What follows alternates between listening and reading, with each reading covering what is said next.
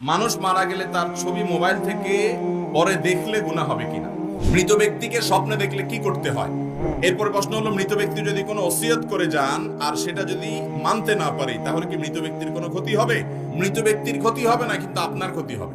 যদি কেউ ওসিয়ত করে যায় জীবদ্দশায় আর তার ওসিয়তটা ওয়ারিস হিসাবে আপনার পালন করার যদি ক্ষমতা থাকে তাহলে সেক্ষেত্রে সে ওসিয়ত পুরা করতে হবে। বিশেষ করে অর্থনৈতিক ব্যাপারে, টাকা পয়সার ব্যাপারে, জমি জমার ব্যাপারে, স্থাবর অস্থাবর সম্পদের ব্যাপারে যে ওসিয়ত করে, বাবারে আমার মৃত্যু হয়ে গেলে এই সম্পদ থেকে অমুক মসজিদকে এতটা দিও, অমুক মাদ্রাসাটাকে এতটুকু দিও, অমুক গরিব মানুষকে এতটুকু দিও, বা আমার অমুক পরিচিত মানুষকে এটা দিয়ে দিও, এটা যদি বলে তাহলে মৃত ব্যক্তির যতটুকু ওসিয়ত আছে তার টোটাল সম্পদের 1/3, 3/1 পর্যন্ত ওসিয়ত কার্যকর করা ওয়ারিসের কর্তব্য। ফর এক্সাম্পল, আপনার বাবা দুনিয়া থেকে যাওয়ার আগে ওসিয়ত করে গেছেন, যা ওসিয়ত করে গেছেন সেটার ভ্যালু, সেটার দাম, মূল্য দাঁড়ায় হলো 2 লাখ টাকা, আর উনি টাকা রেখে গেছেন 10 লাখ টাকা, তাহলে 10 লাখ টাকার 1/3 হয় 3,33,000 সামথিং। তাহলে তিনি তো 2 লাখের ওসিয়ত করে গেছেন, তাহলে 3 লাখে এই 3,33,000 অর্থাৎ 1/3 এর ভিতরে আছে। তাহলে এই ওসিয়ত পুরা করাটা ওয়ারিসের উপরে ফরজ, ওয়াজিব, এটা তার উপরে আবশ্যক, এটা না করলে গুনাহ হবে। কথা কি বুঝাতে পারছি? এখন আপনি যদি মৃত ব্যক্তির ওসিয়ত পুরা না করেন তাহলে আপনার গুনাহ হবে, মৃত ব্যক্তির কোনো গুনাহ হওয়ার কারণ থাকতে।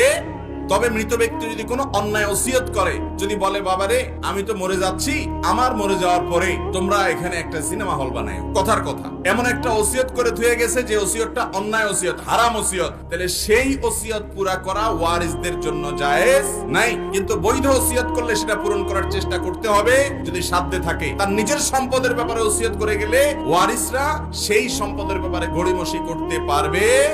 ভাইরা আমার, আমরা বেশিরভাগ মানুষ যারা সমাজে অবৈধ উপার্জন করেন, যত মানুষ আছেন, একেবারে সাধারণ রিকশাওয়ালা থেকে নিয়ে পদস্থ কর্মকর্তা পর্যন্ত যত মানুষ অবৈধ উপার্জন করেন, হালাল হারাম বাজ বিচার করেন না, এটা তারা কেউ নিজের জন্য করেন না, সবাই করেন হলো ফ্যামিলির জন্য। ঠিক না ঠিক? নিজের একটা পেটের জন্য মানুষ এত দুর্নীতি করে না। দুর্নীতি, অন্যায়, উপার্জন এটা মানুষ করে কাদের জন্য ভাই? ছেলে মেয়ের জন্য, বউ বাচ্চার জন্য। ঠিক না ঠিক? কিন্তু এই ফ্যামিলি বা বউ বাচ্চা এরা কিন্তু আপনার এই সম্পদ অবৈধভাবে উপার্জনের দায় কেউ নিবে, বরং আপনি যদি এই সম্পদ দান করতে চান তারা বাধা দিবে। ঠিক না ঠিক? আপনি জীবদ্দশা ওসিয়ত করে গেলে অনেক সময় তারা পূরণ করবে না, এর সম্ভাবনা অনেক বেশি। ঠিক না ঠিক? অনেক বেশি দান করলে বলবে আব্বা এত দান করে কেন, এত কি দেওয়ার দরকার আছে, মানুষ কি এত দেয়? আপনি কিন্তু কষ্ট করে কামাই করছেন, বাদ সাধবে তারা। কিয়ামতের ময়দানে আপনার অবৈধ উপার্জনের চুল পরিমাণ দায়িত্ব কেউ নিবে না, আপনাকেই নিতে হবে, অথচ ভোগ করবে তারা। তো এর মতো বোকামি আর কিছু হতে পারে না। তো যাই হোক, মৃত মানুষের ওসিয়ত সন্তানরা পূরণ করতে হবে, ওয়ারিসরা পূরণ করতে হবে। ওনার টাকা উনি ওসিয়ত করে গেছেন, আপনি আটকানোর কে? কিন্তু আমরা অনেকে আটকাই বা দিতে চাই না। এখান থেকে বোঝা যায় সন্তানদেরকে সম্পদের পাহাড় গড়ে তোলা, দিয়ে যাওয়া, বৈধ অবৈধ বাস বিচার করা ছাড়া এটা নির্বুদ্ধিতা। তাদেরকে মানুষ বানায় যান, আল্লাহর খাঁটি বান্দা বানায় যান, আপনার জীবনটা উপভোগ্য হবে দুনিয়াতে, আখিরাত তো অনেক পরে। আর যদি এটা না করেন তাহলে সন্তানের হাতেই লাঞ্ছিত বেজ্জত যদি নাও হন, আপনার মৃত্যুর পরে আপনার সম্পদ তারা শুধু ভোগ করবে না, তসরুফ করবে, কিন্তু দায় আল্লাহর কাছে কিয়ামতের ময়দানে নিবে।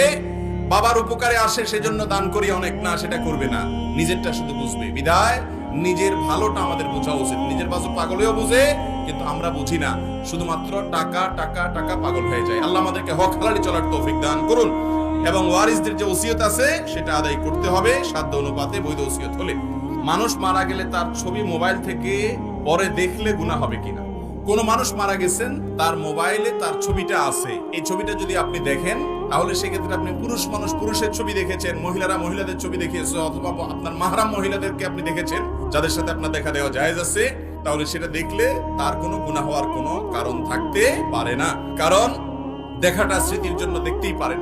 হ্যাঁ, ছবি প্রিন্ট করে সেটা রাখা, টাঙ্গায় রাখা, সেটা শরীয়তের দৃষ্টিকোণ থেকে জায়েজ নাই। এমনি দেখলে যে গুনাহ হয়ে যাবে অথবা যে ব্যক্তির ছবি তার গুনাহ হবে, এরকম কোনো কথা নাই, তার কোনো গুনাহ হবে না ইনশাআল্লাহ। এরপরে প্রশ্ন হলো, মৃত ব্যক্তিকে স্বপ্নে দেখা সম্পর্কে কিছু বলবেন। মৃত ব্যক্তিকে স্বপ্নে দেখলে কি করতে হয়? আমাদের অনেক ভাইরা জিজ্ঞাসা করেন যে আমি মা বাবাকে স্বপ্নে দেখেছি মৃত, তাকে মৃত যেহেতু আমি স্বপ্নে দেখেছি, তাহলে এখন তাকে আমি কি করব, কি করতে হবে? উত্তর হলো যে মৃত মানুষকে দেখলে বিশেষ কিছু করার কোনো নির্দেশ নাই। তবে আপনার কোনো আত্মীয় স্বজন, পরিচিত লোক, তাকে আপনি স্বপ্নে দেখেছেন, স্বপ্নে দেখার পর আপনার কাছে মনে হয়েছে লোকটা বোধহয় কোনো কষ্টে আছেন, তাহলে তার পক্ষ থেকে আপনার আল্লাহর কাছে ইস্তেগফার করবেন, ক্ষমা প্রার্থনা করবেন, তার জন্য দোয়া করবেন, তার পক্ষ থেকে দান সাদাকা করবেন, তার পক্ষ থেকে হজ উমরা করার সুযোগ থাকলে সেটা করবেন, মৃত ব্যক্তির জন্য যা যা করা যায় সেগুলো করবেন।